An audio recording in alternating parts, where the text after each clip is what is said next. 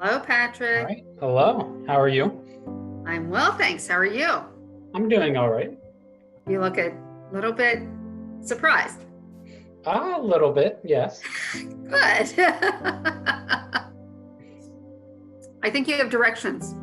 Yes. So I believe I am to read this letter. A very good thing. So I guess I will get started from the top. Yeah, we can talk about spotted lanternfly tomorrow. Yes. Okay, All right. go ahead. Dear Patrick, you know I have been at this college professor stuff for quite a long time, and I probably mention that more than is seen. Still, that just means I am fortunate to have had an array of students with varied accomplishments, and I celebrate as many as I am able.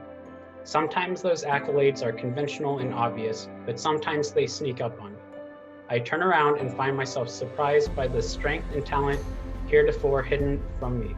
So I am doubly glad in this instance, to take a few moments to congratulate you, Patrick, and let you know why. I vividly remember way back at the beginning when you were in my Intro Bio 102 lecture, distanced not only by your seating choice of the last row, in the middle of Kunkel's infamously sterile auditorium, but also isolated by a level of personal space.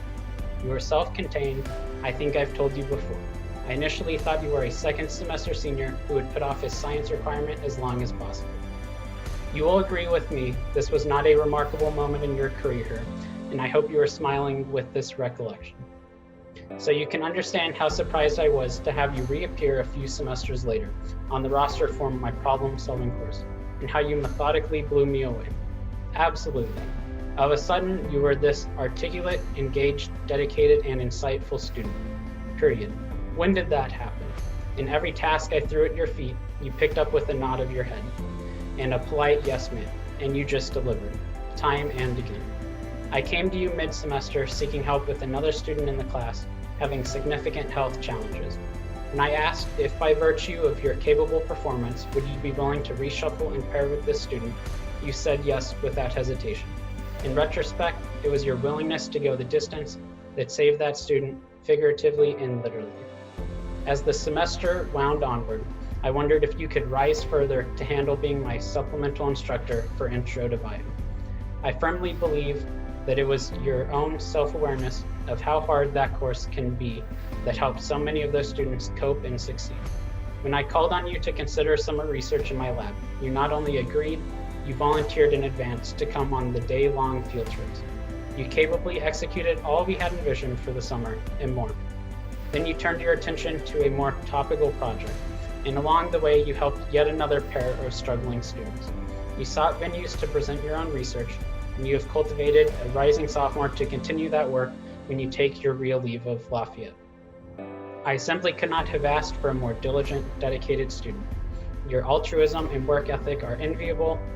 It is why I nominated you for our Hunt Prize in Biology, why you richly deserve that award, and why I sought this way to say goodbye. You sat before me in my new office in Risk just a couple of days before we began spring break, before the full impact of COVID-19 was evident. You looked at me with a wistfulness that belied your age, and you said, "I've been thinking, Doc, if this thing explodes, it is really possible that tomorrow will be my very last college class ever." And I think I said something superficially dismissive like, "Oh, I don't think so. I'm sure you'll be back." And tried to minimize how monumental a thought that was, how profound in that moment. You were right, and for your losses in this semester, I'm sorry. I will not get the chance to embarrass you before your family at our biology breakfast when I laud your qualities of self-sacrifice, your willingness to risk and grow and learn, your service to others, and the sense of community that you bring. But I am honored to have played a very small role in your story, and I am confident that you will write one of which I and your family and friends will avow to be a stellar tale. Like you said to me, it took you a little while to gain traction here, but once you did, there was very little stopping you. My deepest hope for you, Patrick, is that you continue to think about others with the compassion, sensitivity, and decency you have demonstrated to me here. Thank you. That you continue to seek opportunities that hone your considerable skills and improve where you might be less capable. That you continue to take the path that you define, not one that is defined by others. that you continue to maintain a lively sense of humor and embrace life as it comes and unfolds.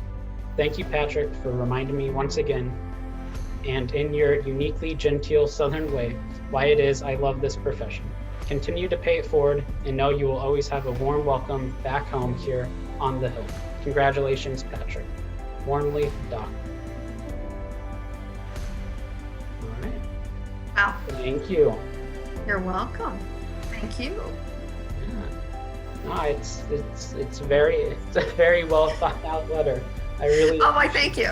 Thank you. I do tend to do those, right? Yes.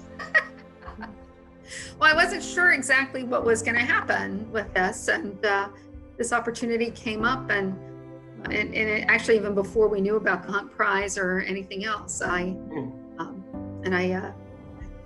submitted it, and here we are. Well, thank you. You're welcome. You're welcome. It's nice to have a way to say thanks in so many different ways. Yeah, it's nice to know that through all 4 years, you've always been there for me and the other students of the biology department.